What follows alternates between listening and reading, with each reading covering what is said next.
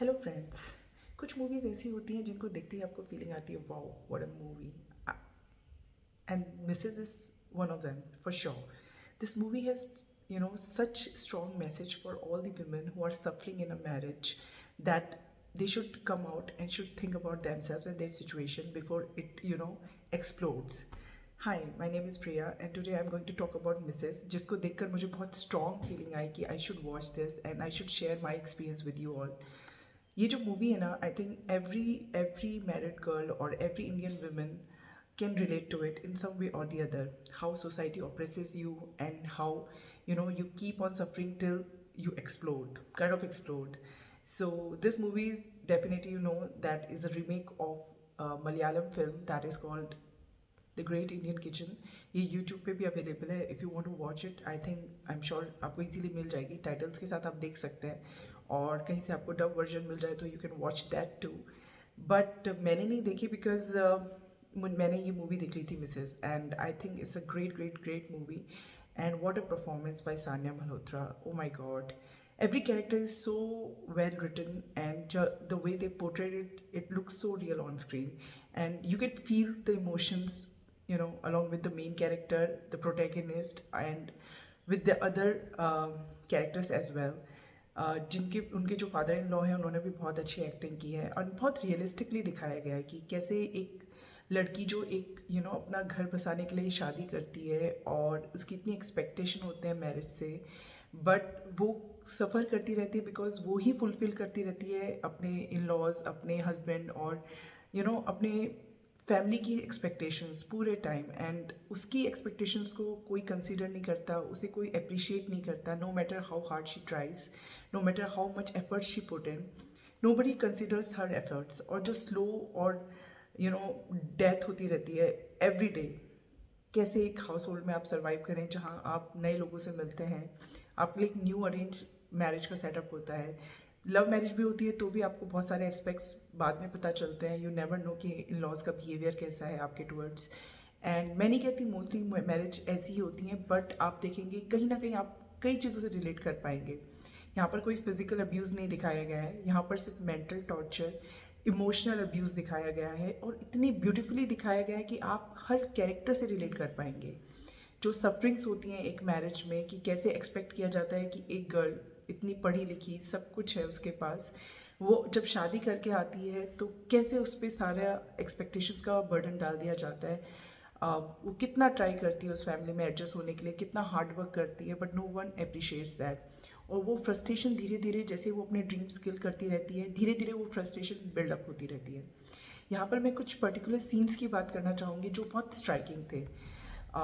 एक सीन था जहाँ पर वो अपनी फैमिली में चटनी बना कर लाती है. आपको शॉर्ट्स में भी मिल जाएगा, कई जगह मैंने देखा है, शायद अवेलेबल है. जहाँ पर वो चटनी बना कर लाती है वो हैंडमेड नहीं होती है, जैसे उसकी मदर इन लॉ बनाती है. तो वो उसको मिक्सी में बनाती है, जो कि बहुत जनरल है. बट उसके फादर इन लॉ वो चटनी नहीं खाते हैं, एंड उस पर रिमार्क करते हैं कि तुमने हाथ से बनाई है. मिक्सी में बनाने को वो कंसिडर ही नहीं कर सकते कि आपने हाथ से बनाई है. बेचारी मिर्चियों को सिलपट्टे पे पीस रही है. उनकी खुशी के लिए गरम गरम फुलके चाहिए उनको, गरम गरम चपाती चाहिए उनको. बना दी चपाती, वो सब वेस्ट है. आप उनके साथ बैठ के खा नहीं सकते हैं. इक्वालिटी की तो बात दूर दूर तक ही नहीं है, कि उनको तो ऐसे ट्रीट किया जाता है कि वो तो कुछ जूनियर लेवल के लोग हैं जो घर में काम कर रहे हैं. इस वजह से उसको ट्रीट किया जाता है. ट्रेलर से आपको ये सब तो चीज़ें पता चली भी होंगी कुछ हद तक, कि कैसे एक वुमेन को किस वे से वो ट्रीट की जाती है. स्लो जब कोई आता है तो उसकी बुराई की जाती है, बिचिंग की जाती है, उसके बारे में गलत गलत चीज़ें बोली जाती हैं. वो कितना भी ट्राई करे अच्छा बनने की, बेस्ट करने की, कभी उसको अप्रिशिएट नहीं किया जाता. आई थिंक ये बहुत ज़्यादा प्रिविलेंट है हमारी सोसाइटी में, कि लोग जानबूझकर लेडीज़ को वो अप्रिसिएशन नहीं देते कि ये तो तुम्हारा काम है, ये तो तुम्हारा काम है, you are suppose to do that. कोई कंसिडर नहीं करता है कि आप कितना एफर्ट्स डाल रहे हो. आपने कभी वो लाइफ स्टाइल जी नहीं है. आई थिंक शादी से पहले सब गर्ल्स की लाइफ कितनी डिफरेंट होती है, और शादी के बाद वो अपनी मैरिज को चलाने के लिए कितने एफर्ट्स डालते हैं. On the other hand husband का जो रोल होता है वो बहुत इंपॉर्टेंट होता है, चाहे वो लव मैरिज हो या अरेंज मैरिज हो. बट मोस्टली हस्बैंड्स में भी आप देखेंगे कि वो अपने पेरेंट्स की साइड लेते हैं, और चाहे वो कितना भी गलत कर लें, यू आर टोल्ड कि आपको वही करना है बिकॉज ये हाउस के रूल्स हैं, आप उसके अगेंस्ट नहीं जा सकते। मैंने एक फेमस साइकोलॉजिस्ट की क्लिप देखी थी शॉर्ट्स में, जहाँ पर वो मिसेस को कुछ पॉइंट्स पे क्रिटिसाइज़ कर रहे थे कि ये अगर वो स्टार्टिंग से इस चीज़ों के लिए रिवॉल्ट करती, अगर पहले से वो उन चीज़ों को रिफ्यूज़ करती कि नहीं मैं जल्दी नहीं उठूँगी, मैं इतना काम नहीं करूँगी, मैं अपनी जॉब को पाकर ही रहूँगी, तो स्टार्टिंग से उसको ऐसा करना चाहिए था, तो लोग उसको इतना सप्रेस नहीं करते। बट अगर आप मूवी देखेंगे और मूवी की सराउंडिंग्स देखेंगे और आप बहुत सारे केसेस में अगर अपने आसपास भी देखेंगे, तो इतनी फ्रीडम उनको मिलती नहीं है। इतनी फ्रीडम आप जब किसी नए सेटअप में जाते हो तो आपकी एक्सपेक्टेशन होती है कि आप उनको अपने बिहेवियर से, अपनी हार्ड वर्क से उनको खुश कर देंगे, उनको उस फैमिली में एडजस्ट करने की कोशिश करते हैं। आप अपनी चीज़ें, बहुत गर्ल्स तो बोल भी नहीं पाती हैं अपने ड्रीम्स और अपनी प्रॉब्लम्स के रिगार्डिंग, वो खुलकर बोल ही नहीं पाती हैं अपने लॉज से। और हस्बैंड भी आपको ऐसे ट्रीट करता है as if you are some alien. आप उनके लिए अपना घर छोड़ कर आते हो, सब कुछ छोड़ कर आते हो, उनसे इतनी बेसिक एक्सपेक्टेशन होती है कि वो आपको कुछ चीज़ों में सपोर्ट करेंगे, पर वो भी अपनी फैमिली के रूल्स एंड रेगुलेशंस आप पे डाल देते हैं। आपकी फिजिकल, इमोशनल, मेंटल नीड्स जो भी हैं उनको वो कंसिडर भी नहीं करते हैं। आप करियर वाइज कुछ करना चाहते हैं, उसमें भी उनका कोई सपोर्ट नहीं है। और कितनी इजीली वो आपको हर जगह डीमोटिवेट करते हैं। अपनी अपनी अपनी इमेज बनाने के लिए वो जब फ्रेंड्स आते हैं तो वो हाउस होल्ड वर्ल्ड को शेयर करने की एक्टिंग करते हैं। और सानिया बोलती है तुम ये कब से करने लग गए, तुमने तो कभी किया ही नहीं, आज तक मुझे कभी एक प्लेट भी उठाकर नहीं दी, तुम कब से। मतलब अपनी इमेज बनाने के लिए लोग कितना प्रिटेंड करते हैं, दूसरों के सामने दिखाते हैं कि they are very supportive of their wifes, और जब इनसाइड रियलिटी तो कुछ और ही होती है। और आई थिंक आपने ये जितने भी इसमें इंस्टेंसेस दिखाए गए हैं मोस्टली आप उनसे रिलेट कर सकते हैं, क्योंकि कहीं ना कहीं आपने या तो वो फेस किया होगा या आसपास अपने इन्वायरमेंट में ज़रूर देखा होगा। और जब आप इस मूवी को देखते हैं ना, आप देखेंगे कि कैसे वो फ्रस्ट्रेशन बिल्डअप होता है और कैसे फिर इंसान इस एक्सट्रीम लेवल तक चला जाता है कि उसको फ़र्क पड़ना बंद हो जाता है। एक चीज़ मुझे गलत लगी थी कि लास्ट में उसने उसके फादर इन लॉ और उसके फ्रेंड्स को नाली का पानी सर्व किया था। अब वो भी एक फ्रस्ट्रेशन का पार्ट दिखाया गया है। वो बहुत टाइम से कंप्लेन कर रही होती है अपने हस्बैंड से कि प्लीज़ इसको रिपेयर करा दो, किचन में ये पानी जमा हो रहा है, ये पाइप ख़राब हो गया है। बट हस्बैंड को कोई फ़र्क नहीं पड़ता कि वो कितने गंदे एनवायरनमेंट में काम किए जा रही है और कितना सफ़र किए जा रही है। प्रॉब्लम तब आती है जब उसकी मदर इन लॉ बाहर चली जाती है और सारी रिस्पॉन्सिबिलिटी उस पर ऐसे आ जाती है एज ए वो तो बहुत ट्रेंड है इन सब चीज़ों को करने के लिए, और ज़रा से भी गलती उसकी माफ़ नहीं होती है। जैसा टेस्ट उनको चाहिए, चाहे आपने बचपन से कैसा भी खाया हो, जैसा टेस्ट आपके इन लॉज को चाहिए, आपके हस्बैंड को चाहिए, you have to cater to that.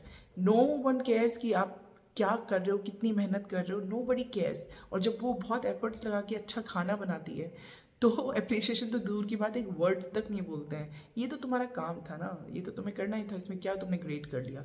But हाँ, अगर आपने ज़रा सा भी नमक कम ज़्यादा हो गया, कुछ भी हो गया, तो आपको ऐसे फील कराया जाता है as if you are a criminal. और जब वो अपने ड्रीम्स एस्पिरेशंस की बात करती है कि वो डांस ज्वाइन करना चाहती है, तो उसको बोला जाता है कि आप ये जॉब कैसे ले सकते हैं, ये तो बिलो हम योर लेवल है, हमारे लेवल के है। ये आपकी मदर इन लॉ ने भी तो पीएचडी किया है, पर वो घर कितना अच्छा संभालती है। तो मतलब एक जनरेशन ने अगर अपना ड्रीम सेक्रीफाइस किया है तो नेक्स्ट जनरेशन से भी एक्सपेक्ट किया जाता है। और आज के टाइम पे भी ऐसा नहीं है, ये सिर्फ मूवी में दिखाया गया, आज के टाइम पे भी आपसे एक्सपेक्ट किया जाता है कि आपको तो घर के काम में ही पीएचडी होना चाहिए, बाकी डजेंट मैटर कि आपने लाइफ में कितना कुछ अचीव किया हो। और ये मेंटेलिटी जो इतनी रिग्रेसिव है, यही हमारी सोसाइटी को स्लोली स्टेडली किल कर रही है। बिकॉज वुमेन का काम करना बनता है। अगर आप पढ़े लिखे हो, बहुत सा कुछ आपने अचीव किया है, या आपने अपनी कोई फील्ड में एक्सपर्टीज़ है आपकी, अगर आप उसमें काम नहीं करोगे तो आपको वो सेल्फ वर्थ कभी आएगा नहीं, वो सेंस ऑफ वर्थ कभी आएगा ही नहीं।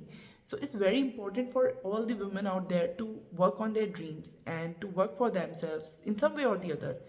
आप नहीं करना चाहती, that should be a choice, but वो चॉइस तो आपको कभी गिवन होती ही नहीं है। खैर, मूवी में तो बहुत सटल तरीके से सब चीज़ें दिखाई गई हैं, रियलिटी में तो इससे भी बहुत ज़्यादा होता है, बहुत ज़्यादा पॉलिटिक्स होती है। ऐसे फील कराया जाता है आप तो फैमिली का हिस्सा ही नहीं है, फैमिली का पार्ट ही नहीं है। इतनी स्कीमिंग वगैरह होती है इसमें, कुछ और कैरेक्टर्स ऐड नहीं किए जाते। फिजिकल की नीड्स की बात होती है तो हस्बैंड उसको ऐसे ट्रीट करता है, तुमने अपनी शक्ल देखी है, your look like a made, आप तुम तो काम करती हो किचन में पूरे दिन। मतलब इतना बुरा फील कराया जाता है, आप बिलीव नहीं करेंगे कि कितना उसमें किस एक्सट्रीम तक दिखाया गया है वो। और वो सब रियलिटी है, बाय द वे, वो हमारी सोसाइटी की रियलिटी है। एक पार्ट है जो अभी भी इस चीज़ को लेकर बहुत सफ़र कर रहा है, और बहुत जगह हो रहा है ये सब चीज़ें.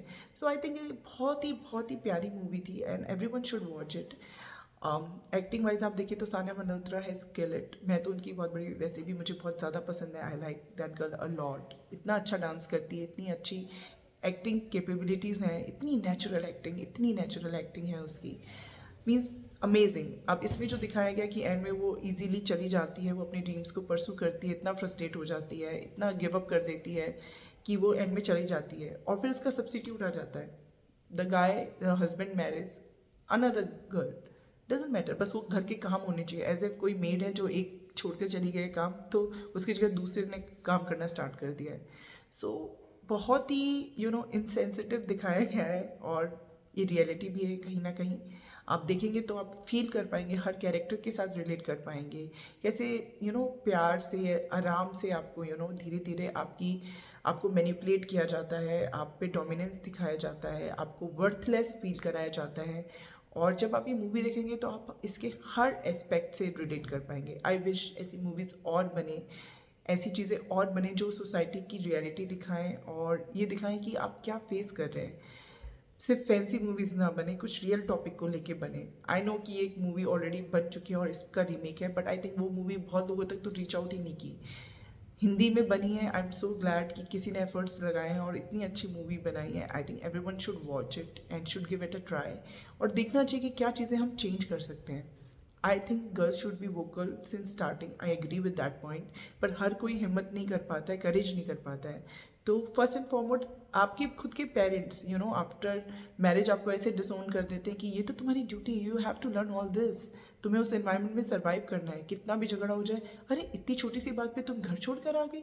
मतलब किसी चीज़ को आपके पेरेंट्स ही सीरियसली नहीं लेते. I don't understand how come जो पेरेंट्स आपको बचपन से लेकर चाइल्डहुड से लेकर बड़े होने तक अपब्रिंगिंग करते हैं आपकी, वो आपको ऐसी फैमिली में कैसे दे देते हैं जहाँ पर आपकी कोई रिस्पेक्ट नहीं है, आपसे कोई लव नहीं करता है. You are living a loveless worthless life जहाँ पे आपको ड्रीम्स परसू करने की फ्रीडम नहीं होती है.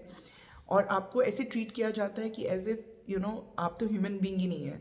इतना इल ट्रीटमेंट. और parents are fine with it. जब पेरेंट्स फाइन होंगे और गर्ल भी धीरे धीरे फाइन, उसकी मदर इन लॉ ने सेक्रीफाइस किया, अगर वो करती, या उसकी नेक्स्ट गर्ल जो नेक्स्ट वाइफ आई थी हस्बैंड की, वो सर्वाइव कर रहे हैं क्योंकि वो बियर कर रहे हैं वो चीज़ें को. They are fine with it. अगर आप बेयर करेंगे इन चीज़ों से और आप इन चीज़ों को एक्सेप्ट करेंगे तो ये चीज़ें कभी चेंज नहीं होंगी. ठीक है, उसने लास्ट में अपना डिसीजन लिया and she moved on and उसने अपने ड्रीम्स को priority the over that. But कितने लोग ये कर पाते हैं. अगर उसके बच्चा हो जाता, जो हुआ नहीं मूवी में, तो उसके लिए वो सेक्रीफाइस करती. क्योंकि आप एक सर्टेन लिविंग स्टैंडर्ड अपने बच्चे को देना चाहते हैं, दोनों माँ बाप का प्यार देना चाहते हैं. बहुत सारे एस्पेक्ट्स हैं जो कवर कर सकते हैं, बट 2-2.5 घंटे मूवी में और 3 आवर्स की मूवी में आप एक्सपेक्ट नहीं कर सकते कि हर चीज़ कवर अप की जाए. बट वहीं पे आप देखेंगे तो ये स्टेप लेना भी कई बार बहुत इंपॉर्टेंट हो जाता है. अगर आप भी ऐसी अब्यूजिव मैरिज में हैं तो हैव अ से. जहाँ पर आपको लगता है इनजस्टिस हो रहा है, वहाँ पर आपको हमेशा फील करना, हमेशा बोलना चाहिए. बिकॉज इनजस्टिस करने वाले से इक्वली होता है इनजस्टिस सहने वाला. अगर आपको लगता है आपके साथ कुछ गलत हो रहा है, have a voice. Always say things out. हमेशा अपनी चीज़ें डिस्कस करें. अगर नेक्स्ट पार्टी बिल्कुल ही एडमेंट है, नहीं समझ रही है, तो फिर फाइनल स्टेप तो आपको इवेंचुअली लेना ही होगा. तो बेटर लेट देन नेवर. आप पहले स्टार्टिंग में अगर उनसे अलग हो जाएंगे तो बेटर है. बिकॉज बाद में वो उतना ही पेनफुल प्रोसीजर हो जाता है, वो उतना ही आपके लिए डिफिकल्ट हो जाता है उस बैड मैरिज से निकलना. सो आई थिंक ये मूवी बहुत ही स्ट्रॉन्ग मैसेज देती है, बहुत बड़ी आई ओपनर है और every one should watch it. Because इसमें जो दिखाया गया है ना, वो बहुत रियलिटी है बहुत सारी वुमेन के हाउस होल्ड्स की. और आप देखेंगे कि जब पेरेंट्स, इन लॉज कोई नहीं सपोर्ट करता है ना, आप इतने सप्रेस हो जाते हो, इतने इतने डिप्रेस हो जाते हो, तो कई लोग या तो एकदम डिप्रेशन में चले जाएंगे,